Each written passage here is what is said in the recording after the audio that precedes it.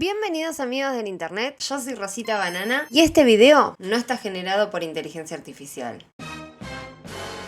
Hoy voy a contarte mi experiencia reemplazándome por una IA en YouTube durante un mes. ¿Alguien lo notó? ¿Hubieron buenas métricas? ¿Se puede reemplazar a un youtuber con inteligencia artificial? Te dejo acá arriba un link a uno de los videos para que vayas y compruebes qué tan real se veía. Pero antes, termina de ver este video porque te voy a explicar mi experimento y vamos a recorrer resultados que te aseguro que son curiosos e inesperados. La primera fase del plan fue crear un alter ego en inteligencia artificial, lo cual fue bastante simple gracias a HeyGen, que te voy a dejar el link en la descripción para que lo puedas probar. HeyGen es una herramienta súper útil para generar este tipo de contenido y acá dejamos de lado el purismo creativo y exploramos al máximo. Yo sé que quizás muchos de ustedes están en contra de estas prácticas, sé que aman la teoría del internet muerto, pero si me permiten creo que estamos en internet para jugar. Y mientras lo hagamos responsablemente, me gusta creer que estas herramientas pueden ser aliadas más que enemigas y que está en cada uno encontrar qué propósito se le va a dar. A mí me gusta investigar a fondo, pero solo con fines académicos. Todo esto es hipotético, ¿no es así, Tom? ¿Académico?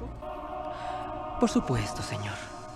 Pero volviendo al plan, la segunda fase fue hacer un short o reel y publicarlo. Para esto usé ChatGPT e hice un guión lo suficientemente refinado para que suene creíble. Por suerte la idea fue buena e hicimos un guión sobre alternativas a Chrome como navegador. Le pasé el guión a HeyGen y lo hizo solito. Un reel impecable. Lo edité un poco, ahí no hubo trabajo de IA, fue todo manual. Le agregué cositas, subtítulos y lo publiqué. Lo llamativo acá es que no solo nadie se dio cuenta, sino que el reel tuvo muy buenas estadísticas comparado con el contenido anterior. En Instagram tuvo muchísimas reproducciones y en YouTube mantuvo la media. Yo en este punto confieso que estaba eufórica y que claramente era momento de pasar a la fase 3. Hacer un video largo. El reto en esta fase era grande. Si bien en los videos cortos era casi imperceptible el temblor de los labios del video generado por inteligencia artificial, este era un gran problema para un video largo. Según mi punto de vista era imposible que esto pasara desapercibido. De todas maneras decidí reutilizar la idea de los navegadores y hacer un guión más largo. Me metí a HeyGen una vez más y pegué mi guión. No sonaba para nada natural y era como un robot. Acá debo decir que me costó muchísimo que tuviera expresión, sobre todo al inicio y en la despedida.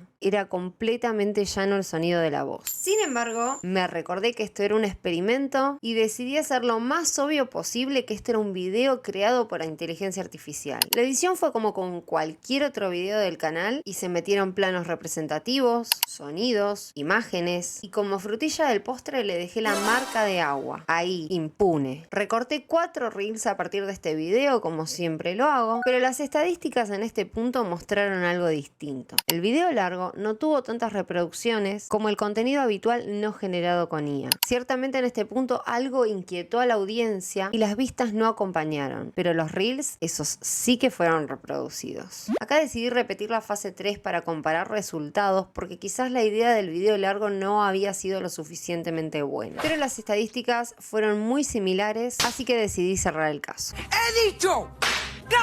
Si bien las métricas mostraron que la IA todavía no resiste videos largos, casi nadie comentó que había algo raro. Muy pocas personas lo notaron y se animaron a exponerlo. Por eso quiero felicitarlos públicamente en este video, siendo la yo real. También me gustaría alentar el ojo crítico de quienes no notaron diferencia. Y por último me gustaría cerrar este video con una pregunta. ¿Qué pasaría si no fuera yo la del video falso y fueses vos? ¿Qué harías ante un deepfake de tu cara? Te leo en los comentarios.